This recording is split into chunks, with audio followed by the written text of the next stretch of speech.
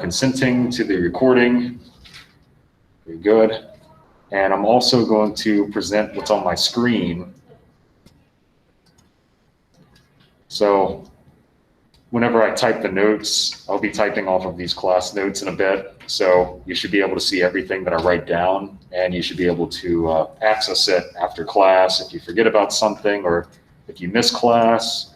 So that way, if you do miss class and you ask me, what did you miss? I'm going to tell you, go watch the video. So I think that's a pretty good give and take. Makes both of our lives a little bit easier.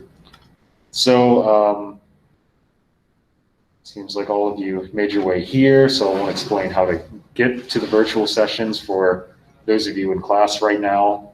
If you did, mainly if you get a fever or something, what they tell you is don't show up. And for those of you who haven't attended a virtual session yet, of course, you can find the link in Google Calendar. And that is also if you decide to switch virtually at any point. So, so this is the Moodle page. You should all be familiar with it. I sent out an email saying that it's up and just some preparations for the first day of class. You will notice in here, go ahead and fill out or read the syllabus, and we're going to go over it as well. Read policy statements and complete the validation. Just go ahead and knock that out. But again, we're going to go over the syllabus momentarily and talk about how this class is going to be structured. I do have the course notes in here already, up here at the top. And since I taught this over the summer, I went through and just typed up all the notes. So I posted all the notes. So that should make things easier for all of us. I'll go primarily off of those. It'll probably be most convenient if you print those off and follow along with them. If anything, it keeps me from having to write the questions down, which means I have more time to work more problems. Works out for everybody. Let's see. That's pretty much it. I suppose I'm going to go through the syllabus, and of course everything's done through Moodle. This isn't 151 anymore, so we don't have a MyMathLab portion. I know that's a joy for many people. Kind of interesting because I think Trig's doing MyMathLab in the spring, starting in the spring, but you don't have to go to that lab to do lab hours, but it doesn't matter anyways. You don't have to do that here. So everything's in Moodle, and I'll explain more so about what's in Moodle as we talk about the syllabus. So as you notice, the syllabus is right here. Did I already open it up? Oh, I'll do it here.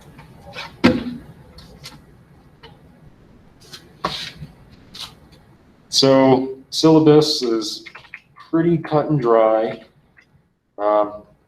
Again, I'm Brad. Class times, I think you all figured it out. Office hours, I'm still figuring those out, but they're all going to be through Google Meet. Please get the course textbook because I will be asking problems from it. So everybody can see the course textbook. It's this orange thing. Probably get it from Textbook Rental. So you need to get that as soon as possible. Course notes are in Moodle. Course content, we're talking about Trig. Prerequisites, you're all here. The required materials, again, please get the textbook because that's where the problem sets will be derived from. Scientific calculator. So I gave two suggestions for the scientific calculator. I personally like the one that they used in college algebra. This will be a perfectly good calculator for those of you at home. The one from college algebra, that's a perfectly good calculator. If you have the big clunky calculator, that also works too. I do find that it, in fact, is a clunky calculator. It does allow you to graph, but you're not going to be able to use graphing. I make you derive the graphs yourself. So if you have this calculator, cool, you have it.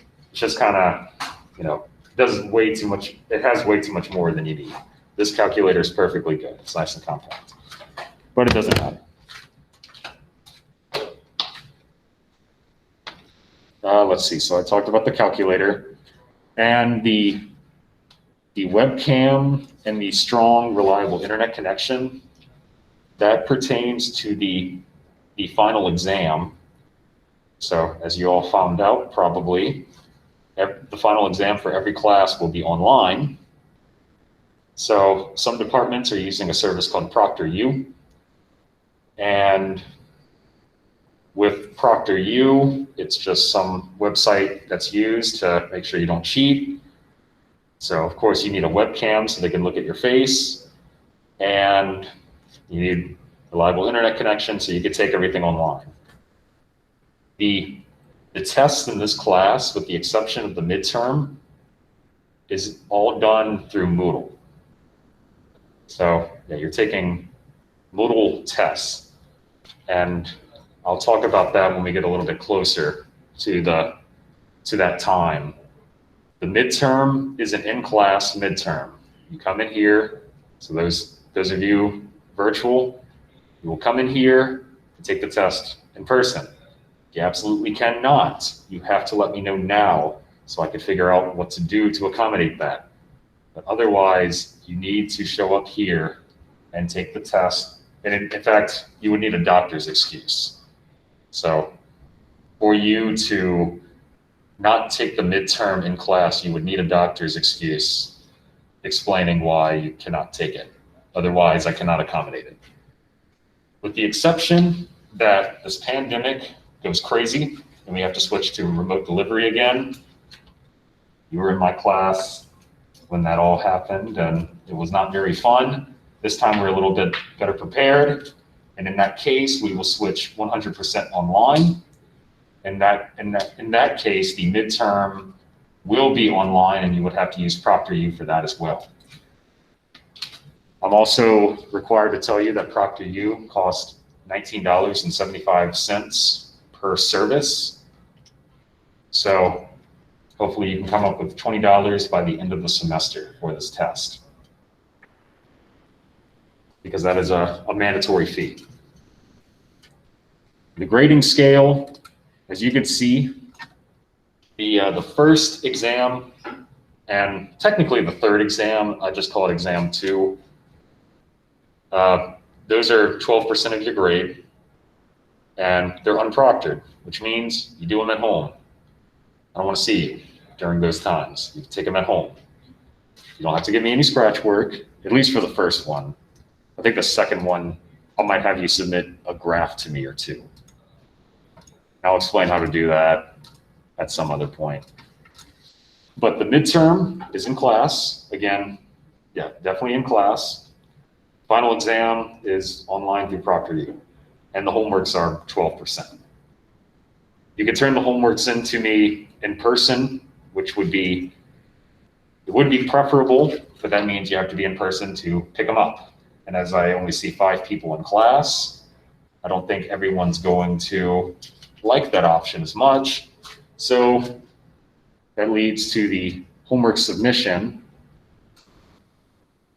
Let's see, all right, Google Meet still there, just checking.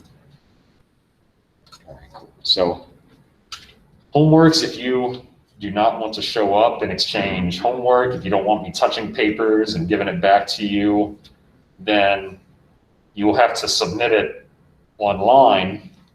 So I did share a Google folder. I would say with everybody, but a lot of you have been shifting back and forth in between this class. So by 5 o'clock today, when all of that stops happening, I will update everything and make sure that anyone who did not get a folder gets a folder. So by tonight, everyone should have a folder. And with that folder, that's where you can put all the homeworks at. And you have to turn it in a very specific way. I'm not going to be taking all of this. You take 4 sheets, you take pictures of your homework with your phone, and then you just submit all of these untitled random pictures. In fact, there's an assignment I'm going to have really all of you do, and it'll just it'll be a step-by-step process on how to put it in a nice format that makes it easier for me and makes it easier for you, and it'll help for the other tests as well. Mainly the final will be very helpful for the final. And since I have it in the syllabus, that means I can not only be picky verbally, but I can also deduct your grade by not turning it in correctly. So that's why I'm going to mandate it. I'm going to be on your case about if you don't do it right. So I'll be sending that information out tonight once the class roster is firm and set in place. We'll talk about ProctorU. I mentioned that's the proctoring service that we use for this class. And we don't have to worry about it for now until the final, unless we move online. Then we will also use ProctorU for the midterm. But until that time comes, I'm going to ignore it for now. And the price is down here as well. Some final remarks. The last day to resign or withdraw, so the withdrawal date is November 20th, 12:30 p.m. That's very late deadline. So you pretty much took the whole class with the exception of taking the final exam by that point. So if you don't know where you stand in the class by that point, I don't know what to tell you. The comprehensive final is December 1st, 2020, 2:45 to 4:45. So you can, again, this will not be in class. This is the online one, but you do have to take it at that time. So you have to take it at that time. So if you work or something, work's gotta be put on hold. You gotta take it at that time.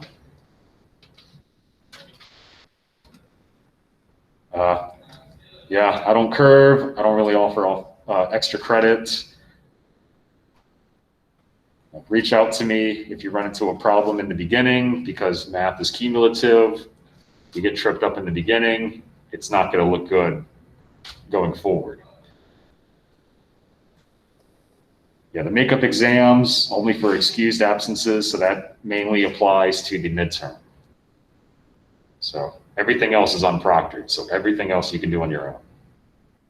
In fact, those unproctored unit tests that I mentioned earlier, you're going to have 2 days to do them. You can do it, I think it's going to be on Wednesday or Thursday. In fact, I wrote down somewhere. I'm going to write it down.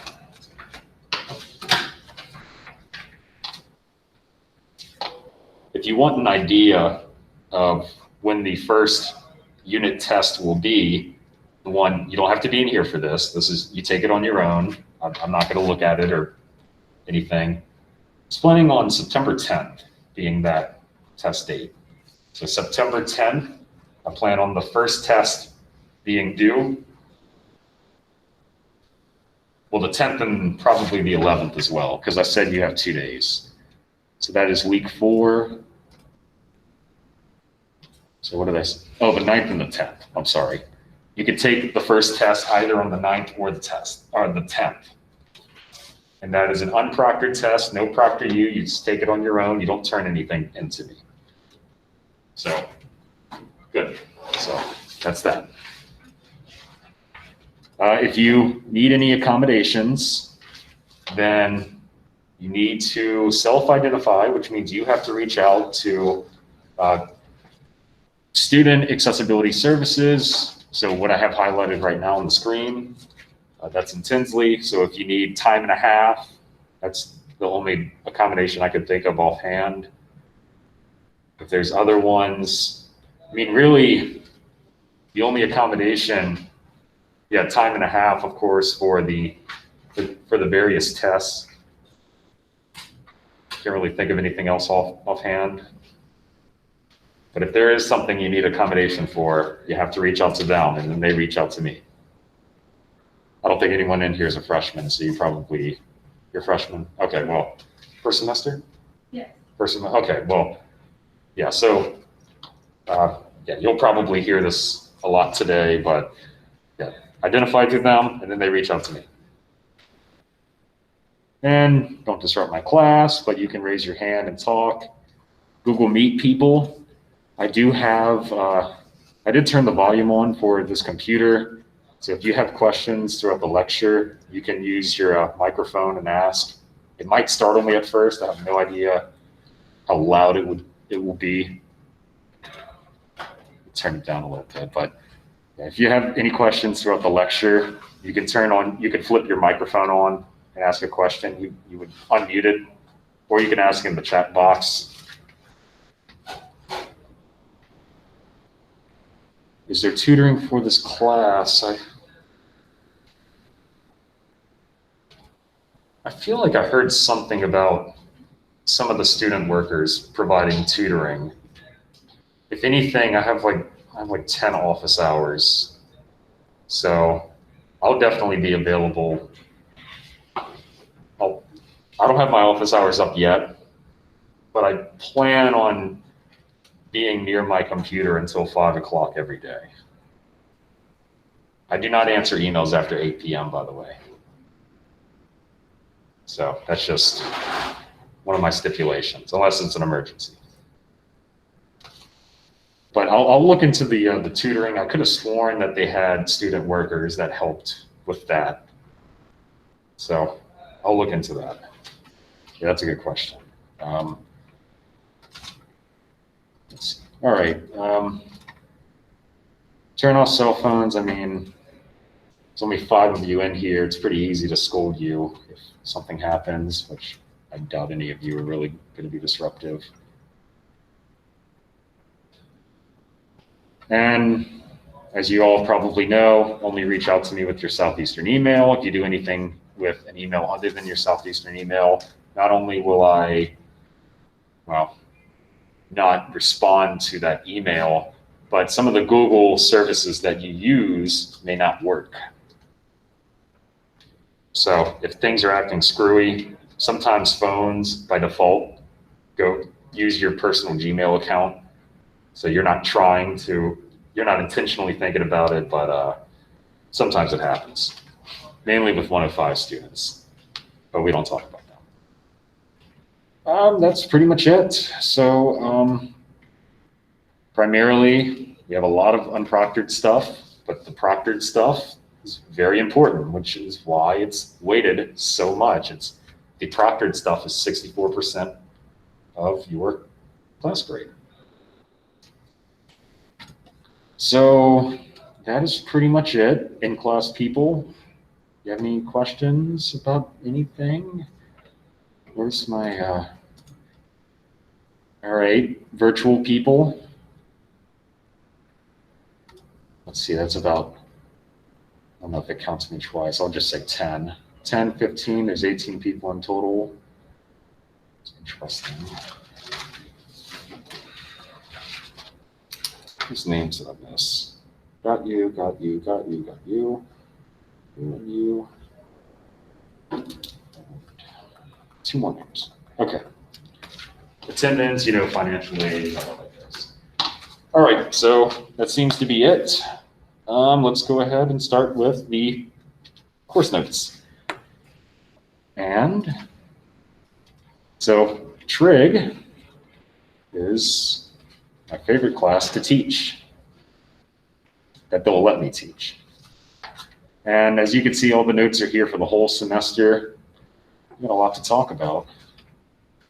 So we're going to start off with angles. Singles.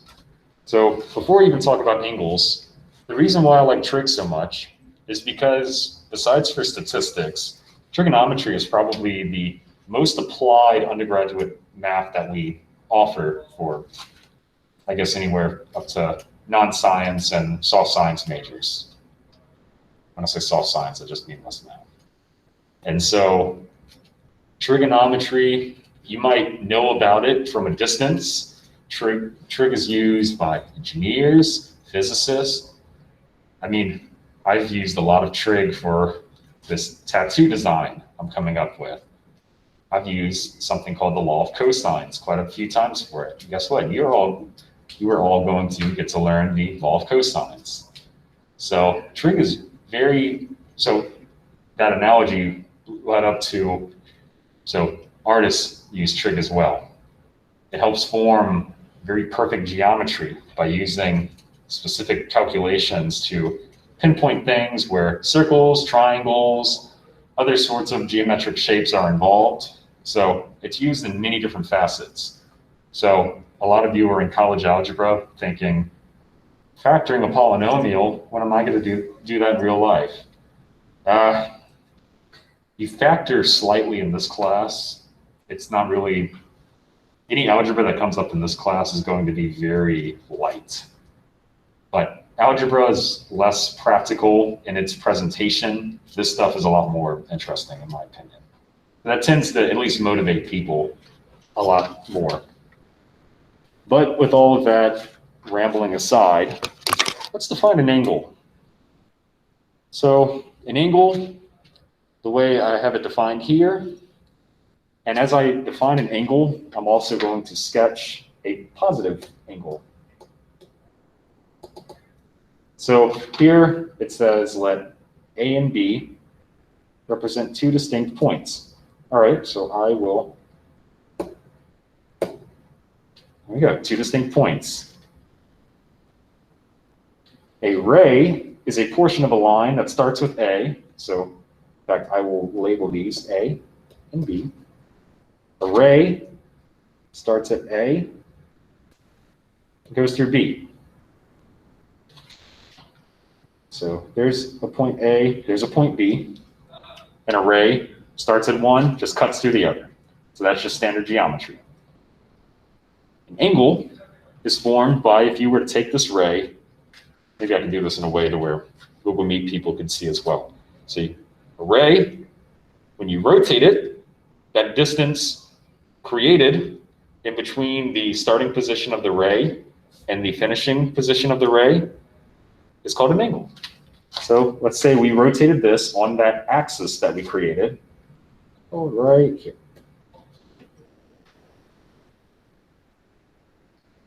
So that's the same ray, it's just rotated on an axis. So Google Meet people, rotated on an axis.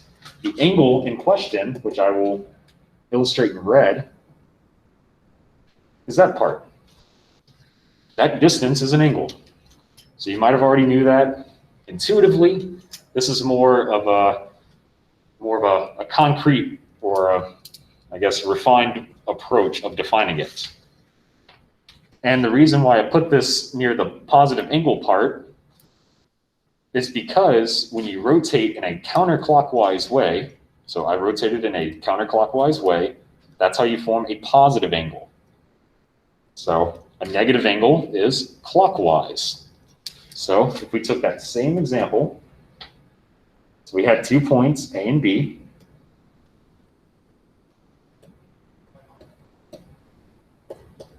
Let's say we rotated clockwise.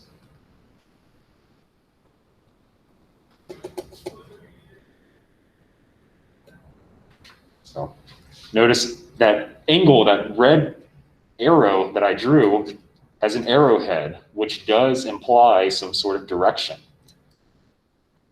Because if I put the arrowhead on the other side, it changes whether the angle's positive or negative. So that distance is an angle. So just intuitive idea. Like with the software, what I write down sticks with where I write it. That's pretty cool. So let's move on to a degree. So, well, we have angles. Sometimes we have very narrow angles, and sometimes we have really large angles. Well, how do we measure that? Because obviously, I said this is an angle and that's an angle. One's wider than the other. So how do we use some sort of concrete metric to define that? Because obviously, you know, having a metric for angles is definitely helpful in many different situations, and that's when we use degrees. A degree, simply a unit of measure for angles. It's right there in the definition. One complete rotation, as you may or may not be familiar, is 360 degrees. So if you were to take that ray, so remember, angles are formed by rotations. If you were to take that rotation, I mean, I'm not going to do it with my hand or I'll break my arm, but if my arm were to keep going all the way around and then come right back up into the starting position, that's 360 degrees in total. And some of you might be familiar with acute angles, right angles, and all of that. In a formal setting, an acute angle, so I'm drawing this right here. An acute angle is an angle that is smaller than a right angle. So I'm going to start off with a right angle. It's a nice frame of reference. A right angle is a 90-degree angle, which visually, those should be straight lines. I'm kind of shaky right now. I need to eat after class. So a right angle is a perfect corner of a perfect corner formed by the rotation of the ray. And normally we denote right angles with this notation of a square right in the corner. So that's different than that kind of arc thing that we did for the illustrations above. Normally use a little square. That tells us definitively that corner forms a 90-degree angle. Any angle that's smaller than a right angle is called acute. So any angle, oh, that's horrible.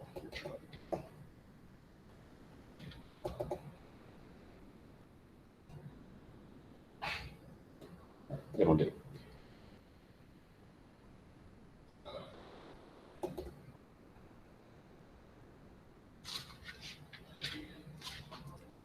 So this angle, so something very narrow, in fact, anything that's more narrow than a right angle is called an acute angle. And by using our metric of degrees to give it some refined notation, it means that the angle is less than 90 degrees and greater than 0 degrees. So a small positive angle. You might also notice this weird notation. I'm going to underline it with the black color. I'm going to talk about that in a second. In fact, I have a little segment on it right after this. An obtuse angle, as you would imagine by just the word obtuse, it's wide. It's wider than a right angle. So something like this.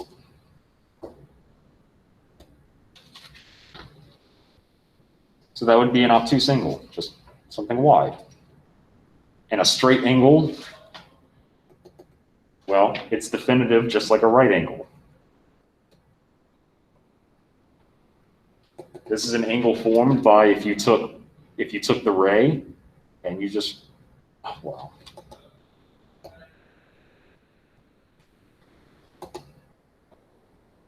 You took the ray and you just rotated it 180 degrees, or if you made a flat line almost. And so normally, as I did mention, there's that weird symbolism that I underlined with the black color. And right below, I mentioned that in trigonometry, Greek letters, so I'm going off of this right here, Greek letters such as theta, so that's how, if you hear me say theta, then that's going to be a very common notation that's used to represent angles. Sometimes they use x as well, so that part of algebra didn't go away, but as the class progresses forward, we will slowly incorporate mainly theta and beta, but I'll emphasize that when the time comes, if it doesn't seem clear in the moment. So let me check on my Google Meet people.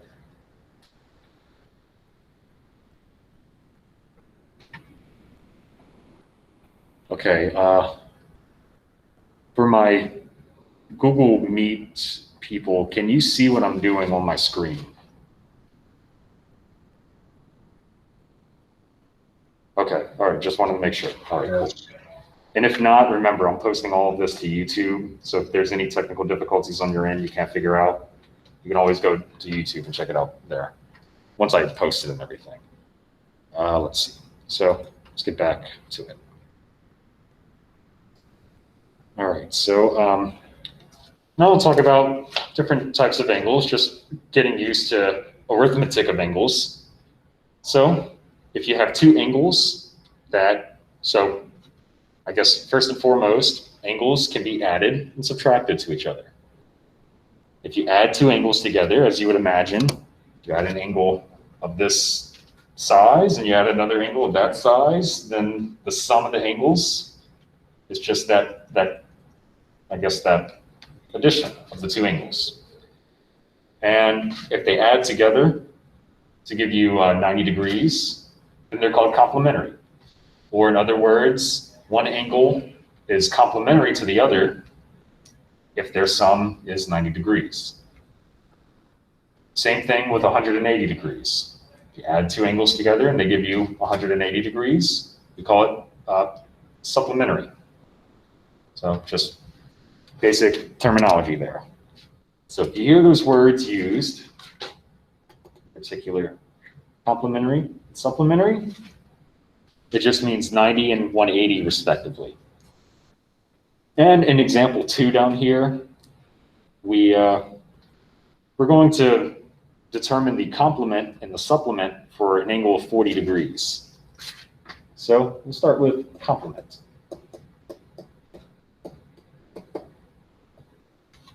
So to find the complement of 40 degrees, you might think about it intuitively.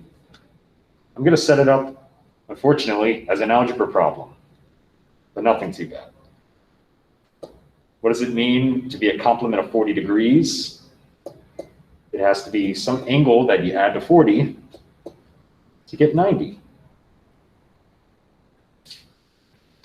So this is algebra. What do you do to solve for x? You just subtract 40, that's right. Yeah, the algebra is not going to be too bad in this class. So you just subtract 40 on both sides. And again, you might see this, you might think, oh, it's just 50 because I can do it in my head, but this is the more refined approach. So we get 50 degrees. So you would conclude with saying 50 degrees is the complement of 40 degrees. That's it. So what about the supplement? All right, so we're still looking at 40 degrees.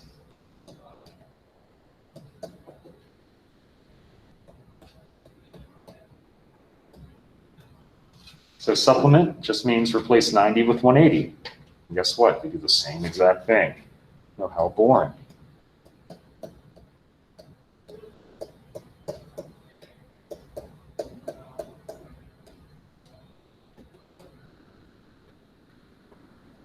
But that would be our supplement.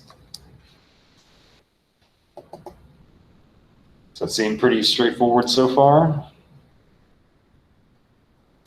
Cool. Okay, we'll step it up a little bit to example 3. Find the measure of each marked angle in the figure below. So this is a geometric or sort of a visualization of sorts for one thing. So we have two angles here. One of them they call 3x, and the other one they call 6x. By this diagram, what does that imply between 3x and 6x?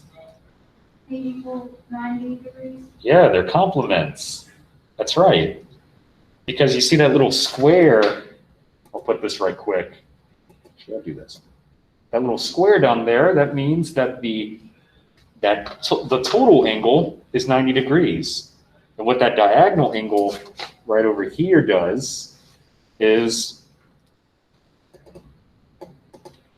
what that does is it splits that right in half. Well, not in half, but it breaks up that 90-degree angle into these two other angles. So what this problem is asking is, knowing that 6x plus 3x is equal to 90 degrees, what's x? It's 10. Let's, yeah, so again, algebra, and you could put the degree symbol or you don't have to. It's kind of implied since everything is angles. I'll put it here. But we get that x is 10. And perhaps some of you may look at this and think that's the answer because we are so used to concluding a sequence of steps and the result at the end being the answer, but x is equal to 10 is not the answer because the question said find the measure of each marked angle, which means, so now that we have 10, bring it over here, now we can figure out 6x. That was one of the marked angles, which is now 60 degrees. And then 3x was another one of the angles. So that's now 30. So those would be your two answers. That's each marked angle, the 6x and the 3x. So does that slightly added complexity start to confuse anybody?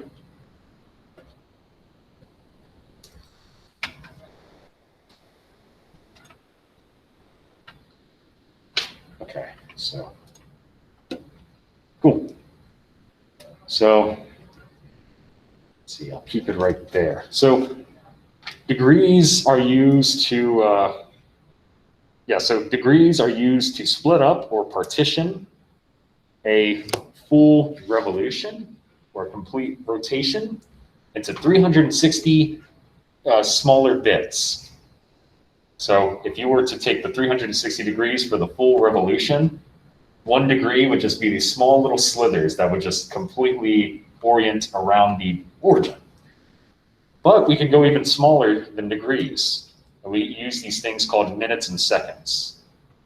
So what it says for portions of a degree here, I'm referring to this part right here, 1 minute is a 60th of a degree. 1 second is a 60th of a minute. So in essence, we can split this up even further.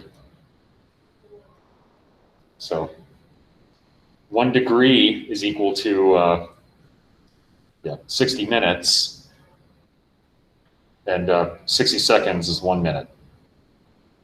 So we normally use, you notice the notation here. For the minute, we use a single apostrophe. For a second, it's a double apostrophe. So that's the notation we use. And you notice that in example 4 below. So in example 4, it says perform each calculation. And it has, well, all this addition stuff. So the way you would read this is, so this quantity right here that I'm highlighting now, that quantity is 1 angle. That is 1 angle. That angle being 52 degrees, 41 minutes, and 23 seconds. So that is 1 angle. That's not a bunch of angles shoved together. That's 1 angle. And then next one is 17 degrees, 25 minutes, and 40 seconds. That's how you would read it. And from there, the way we add these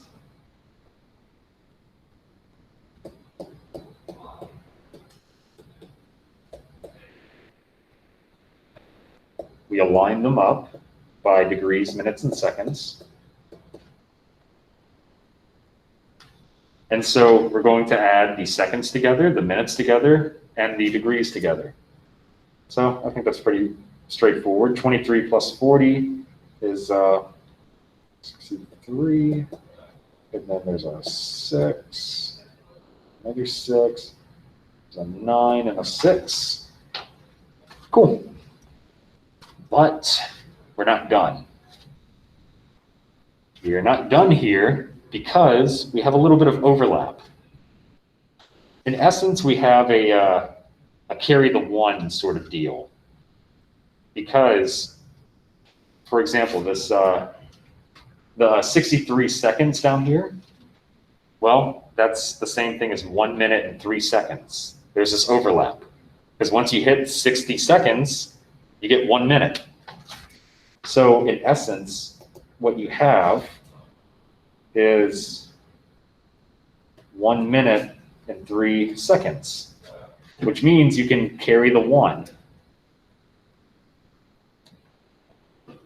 So when you carry the 1, this would now become 67 minutes. But guess what? 67 minutes, there's an overload there because 60 minutes is 1 degree. So, never mind.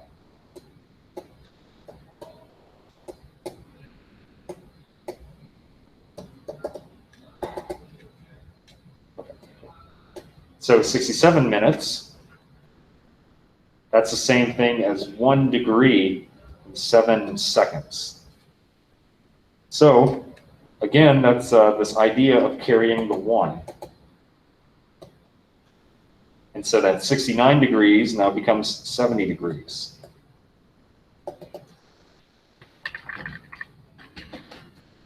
So altogether, this is 70 degrees. Oh, come on. This is 70 degrees, 7 minutes, and 3 seconds.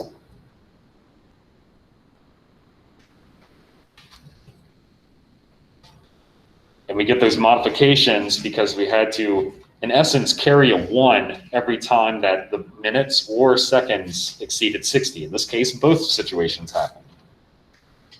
Another example of this, let's look at part 2 and then I'll ask some questions.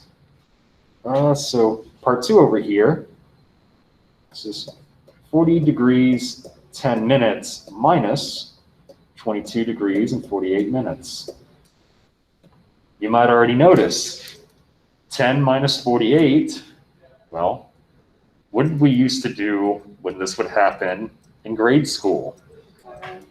You would go to the neighbor digit and borrow, what was it, 10, and that number would decrease. How in the world does that happen here? Because that 10, so we need to go over to the 40, borrow a degree, and then apply that 1 degree to 10 minutes. What does 10 minutes become? Becomes 70 minutes, that's right. So now, this is 70 minutes because we had to add 60 to it. Because 1 degree is 60 minutes. We have 10 minutes, now we just borrowed 60 minutes. We're still on 70. And then we can just subtract. So let's see, it's 22 over there and 17 degrees. That one works out a lot more nicely. So that would be the answer. So you'll have a few of those in your homework. So does anyone have any questions so far? In-class people? Let me go check on Google Meet people. Okay, cool. So I'm going to keep going. So we're going to keep talking about the degrees, minutes, and seconds idea. And yeah, that should be fine. Okay, so I'll leave it like that for now. So we can also convert between angle, well, this form that we've been dealing with, we tend to call it degrees, minutes, and seconds form because it's, well, degrees, minutes, and seconds. So if you see me, or if you see the book say DMS, that's what it means, degrees, minutes, seconds. And the other form is decimal degrees.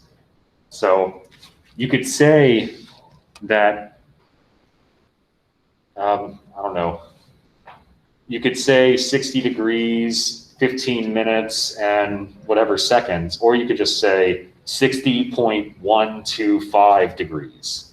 You can use decimals. It's just which one is more convenient in that moment. So what example 5 says is convert degrees, minutes, seconds to decimal degrees. Maybe it'll make more sense once we conclude.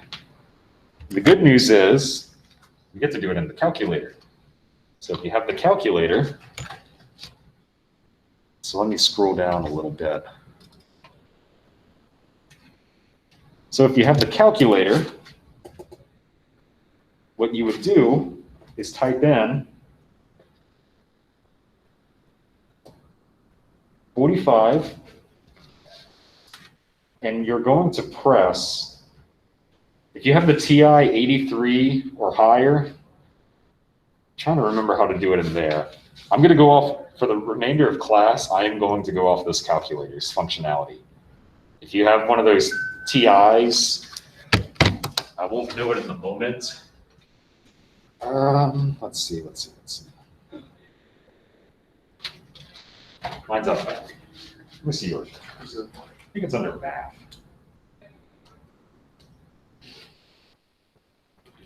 I think I'm wrong. Okay. Second angle. All right, so I'll tell you how to do it for this moment, but it's for your calculators, it's second, and then you should see angle. And then some of the symbolism should look familiar there. If you need help with that, with the TI 83, 84 calculator, you'll have to ask me afterwards. So going off of this calculator, you would type in 45, and then in the third column, second row, you will see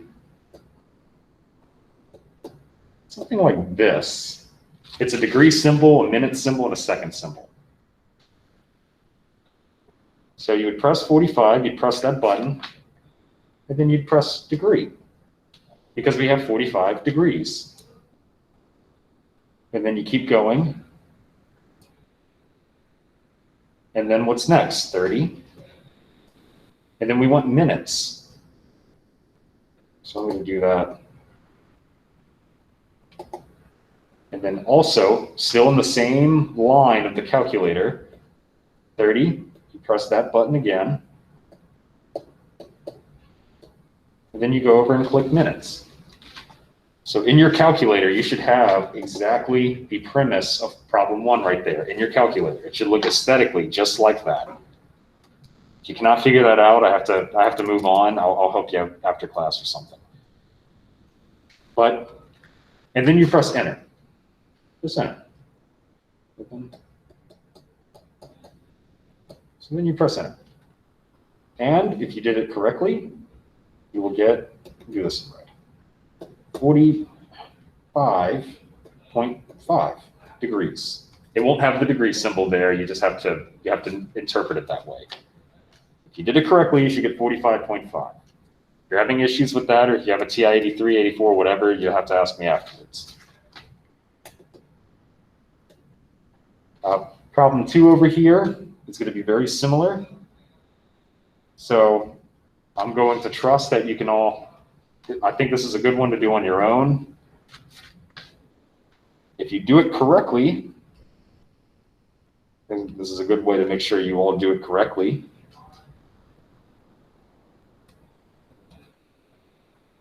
You should get 17 point, I'll call it 36.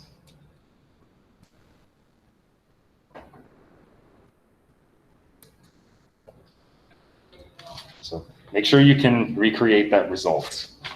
If not, you may have to ask me afterwards. So what all do I need to do? need to do that, and I need to do that. Okay, cool. I think I got this. All right.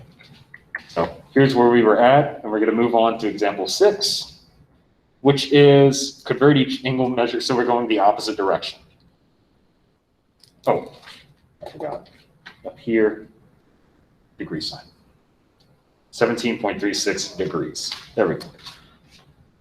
Example 6, convert each angle measure to degrees. That sound I'm hearing is Google Meet notifications. No, that's fine. I don't know how to mute it. Okay, that's fine by me. Okay, so we're going the opposite direction. We're taking angle, or decimal degrees, as they call it, and we're going to convert to DMS. So we're also going to do that in the calculator. So if you take the number,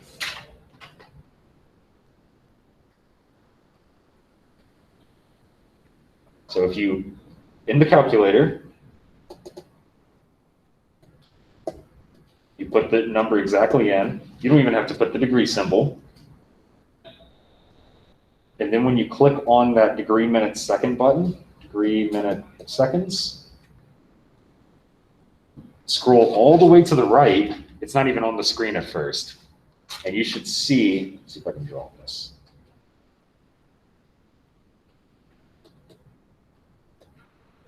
It'll look just like this. It's all the way on the right. It's not even, you have to go to the next page. Or if you click the left cursor once, you should see this. And then enter.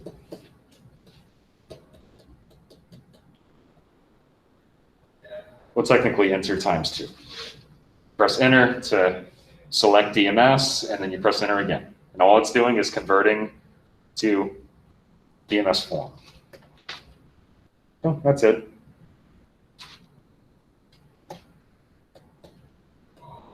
And I get 89 degrees, 54 minutes, 1.44 seconds. And it's okay to have a decimal in there. That's fine. So 89 degrees, 54 minutes, 1.44 seconds. Again, I'll let you verify that you can do this process correctly.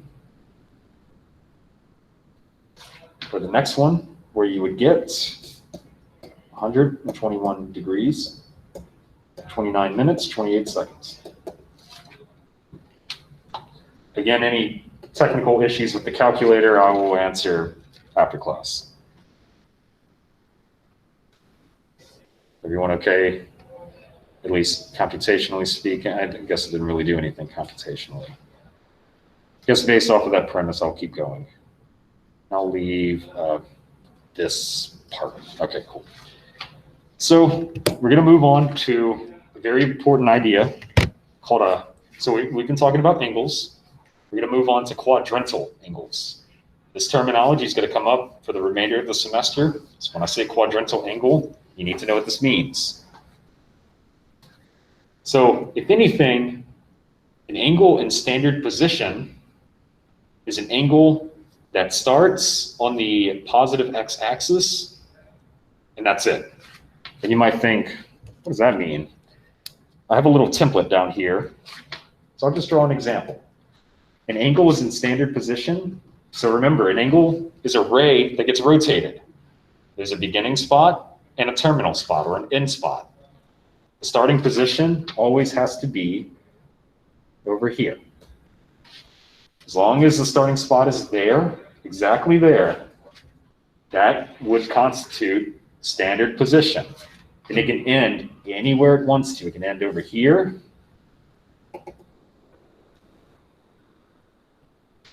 Just like that. As long as it starts right over here. That's standard position. So an angle in standard position will lie in a particular quadrant. I have the quadrants labeled here. How nice of me. I labeled all the quadrants here. So an angle lies in a quadrant if the rotation, the end part after the rotation ends up in that sort of sector, in that region. So the angle that I drew right here on the page, what quadrant would that lie in? It's in quadrant 3, simply by virtue of the fact that the end angle is over here. So it's in quadrant 3. That's what you would say. It's in quadrant 3. So just kind of getting some terminology together. So you might think, all right, that's all cool, but what about that quadrantal thing you talked about? Well, that's a good question. So quadrantal, so you think of quad, you think of 4 on this graph. Well, you see 4 quadrants, but there's also 4, I'm going to say 4 parts or axis segments. There's the positive x axis, there's the positive y, and there's all of those. An angle that lies on any one of the axes is a quadrantal angle. That would be like 90 degrees, 180 degrees, 270 degrees, and 360 degrees. All of these are angles that lie on an axis. So if I were to erase this example here and show you what a quadrantal angle looked like, first we have to be in standard position, which means we start here. As long as the ending ray, as long as what we rotate to lies on any one of the axes, that is quadrantal. So I can pick any one. I'll pick, so 90 degrees, sure. That would be quadrantal because the end part lies on the quadrant, or not on the quadrant, on the axis. That's the only criteria for that.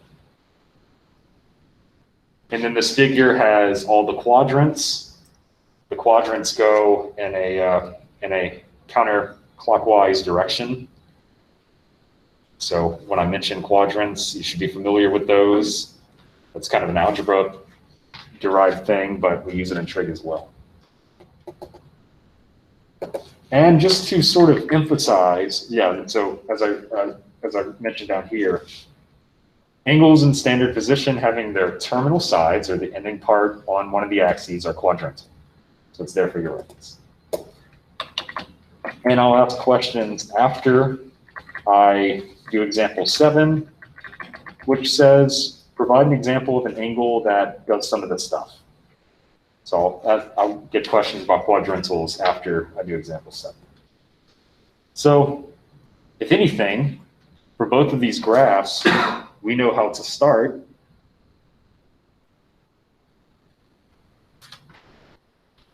This is standard position, or at least this is how we verify that we will be in standard position. Both angles have to start where I just drew. So the first graph wants us to produce an angle that lies in quadrant 3. So let's see, which one of these quadrants is quadrant 3? Quadrant 3 is right here. So all we need is an example of an angle that lies there. So I'll do, so there's no one answer. I'll do something like that. Kind of close to the axis, but not quite on it. And of course, the angle itself. So right now, these are just 2 lines or 2 segments. Now it's an angle. So the red part is the angle. And I'll call it theta, just to get used to that notation. No need to put it. I'm just going to put it as something to encourage some familiarity. And part 2 here, question 2 says, now we need to construct an angle that is both quadrantal and larger than 360 degrees. Larger than 360, can you do that? Doesn't it just stop at 360 and then it starts over? Well, the thing is, no. I mean, geometrically, the angles will start to overlap, but not everything works out. We use geometric interpretations for our advantage, but in an applied situation, angles can definitely exceed 360 degrees, or they can be lower than 0 degrees. We can have negative angles relative to our interpretations of rotations. So, I'm trying to think of a good example of something that may rotate more than 360 degrees, like some apparatus that spins around a lot. I can't think of anything off. Something I worked on in grad school, for example. I tried making an automatic guitar tuner using a little rotating machine. I can't think of the word right now. It's a little Arduino project.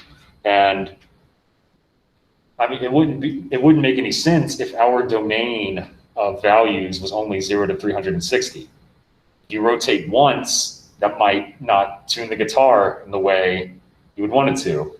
Provided not to be really out of tune, but just that's the first example that comes to mind. And they have to rotate a whole bunch of times. So if we only stopped at 360, will we just keep saying 360, 360, 360? It's more efficient to just say what the summand would be in that particular case. Just add all of those together. But geometrically, it would start to overlap itself. So we needed any angle that is quadrantal and larger than 360. So if it's larger than 360, we have to arc around at least once. And if it's quadrantal, it has to appear on any one of these axes. I'm going to keep it going. And I'm going to stop here. Again, quadrantal could mean a lot of different things. So that's an axis right there.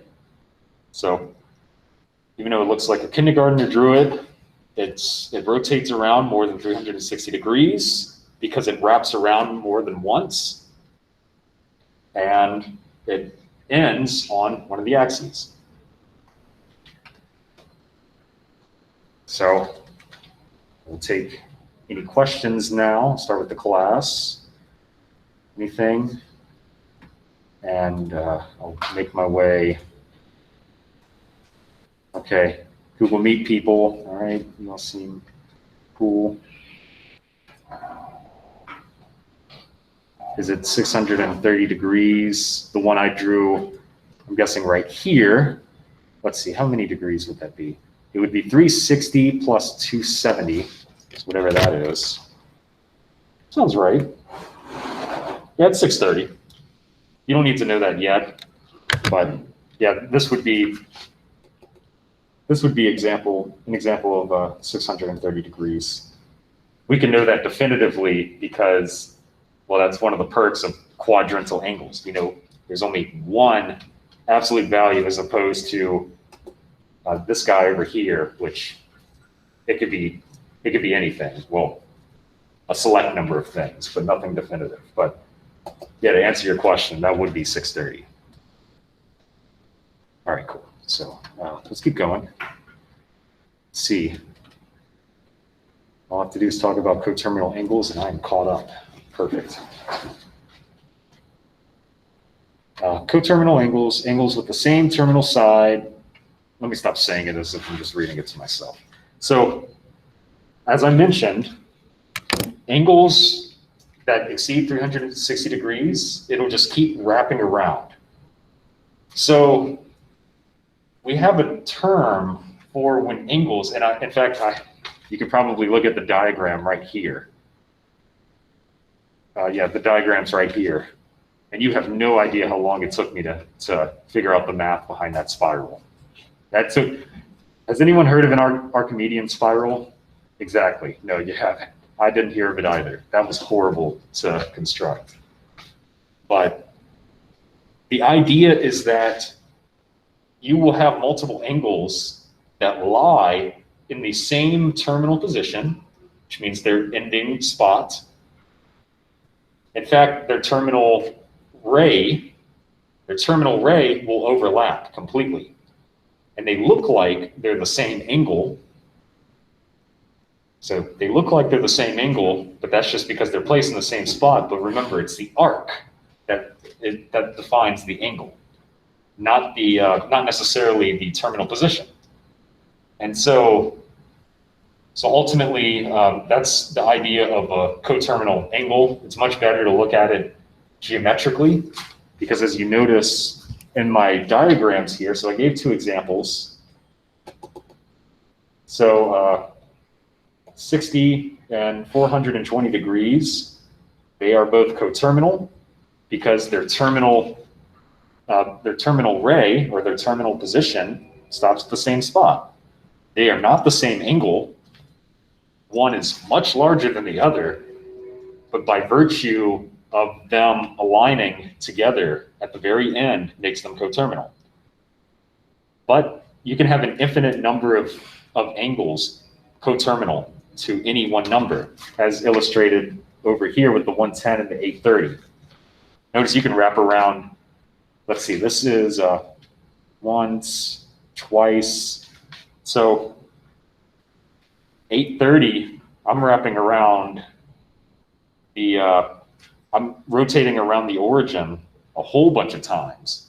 And you can really continue that forever, which means there's an infinite number of coterminal angles. And I wrote up here as well, I'm going to highlight it. Two angles are coterminal if their measures differ by a multiple of 360 degrees.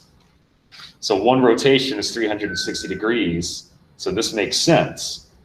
So if you take one angle and you add 360 degrees to it, you're guaranteed to get a coterminal angle. If you subtract 360 degrees from it, you're guaranteed to get a coterminal angle. You can add any multiple of 360, so 720, and you still get a coterminal angle. So to sort of apply that idea, we'll look at examples 9 and 10 ultimately. Example 9 says find two positive angles and two negative angles that are coterminal. So we'll start with 90 degrees. So two positive angles, I can take the 90 degrees, and to find coterminal angles, I add 360 or subtract 360. I want positive angles, so I'm going to add 360.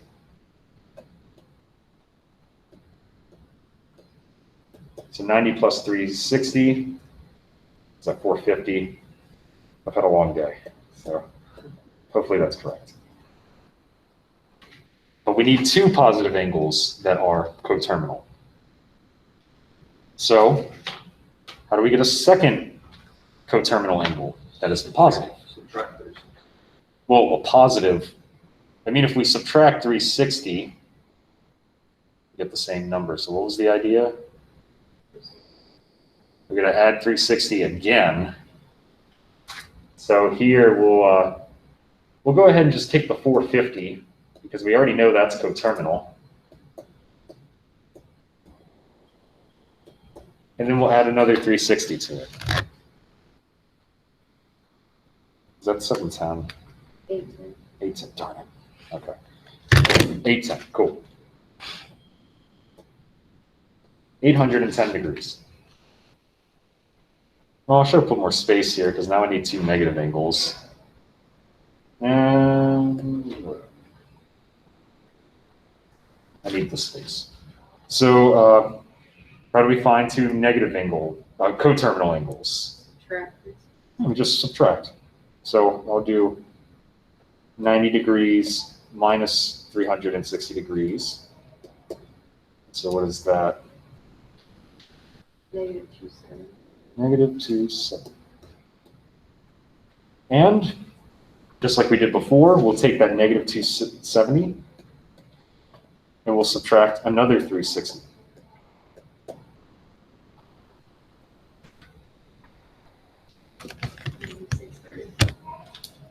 On a roll. 90 negative 630 degrees. Cool. So all of the angles I have listed are all coterminal to 90 degrees, which means if you were to illustrate every one of these angles, it would look like, without the arcs, it would look like they're the same exact angle. It's the arcs that give them context, or, you know, when you arc around to define the angle itself. And finally, find the angle of least positive measure that is coterminal with the following angles. So this is, example 10 is actually a lot more profound of a question than you think. We're going to use this idea quite a lot, this least positive measure. And it's the fact that sometimes since there are angles that overlap geometrically, that means we can interpret big angles that overlap an excess number of times. We can reduce those down to its coterminal counterpart, the smallest angle. So there's some problems that we will do where if they threw 420 at you, then you would swap out 420 with 60 degrees.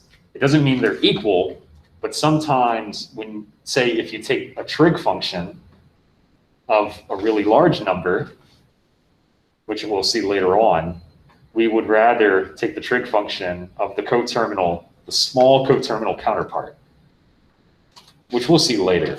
But 1000, we want to find the smallest positive coterminal angle. How can we start? Find the smallest positive coterminal angle with 1000.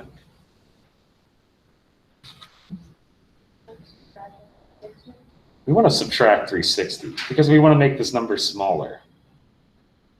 So 1000 minus 360, some degree signs, and that is, I don't know, probably something. 1000 minus 360, that's 640 degrees. But we can go even smaller and still stay positive. If we take the 640 and subtract another 360, we get 280. But if we subtracted another 360, we would go negative, but we want positive. So we're done. So if we took a trig function of 1000, it would be equivalent to taking that trig function of 280, which would be preferable. Numbers smaller and things reduce very nicely in that context. So let's turn, all right, I'm pretty much out of time. I need to do the last one right fast. Negative 945, add 360. And you keep adding it. Negative 945 plus 360, negative 585 degrees, but that's still not positive. We keep going. Negative 585 plus 360. It's negative 225. That's not good enough. We need positive. We add another 360, and we get 135. And that would be our smallest positive coterminal angle. And I am out of time. So in-class people, do you have any questions about anything? Before you all start clearing out? On top of the notes, is that due Thursday? Yeah, so there are homework assignments due for each one. And this homework, as everyone gets acclimated with how to start turning in things, yeah, let's have that due, what day did you say? Thursday. Thursday? Tuesday? Next Tuesday? Because I want everyone to submit everything properly, and so next Tuesday. Next Tuesday, everybody, Google Meet as well. So this homework that's at the top of the section, it's all going to be due next Tuesday. And that's all in the textbook? Yeah, all in the textbook.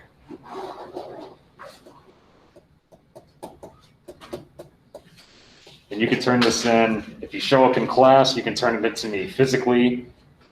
If you don't care about well, I don't want to say it that way, care about germs. It's not like I'm just got to go straight to my office and straight back here. But if you don't want to turn it into me, you don't want my hands on it, you just submit it online. Yeah, that's pretty much it. I've held you up long enough. In-class people, you're all good.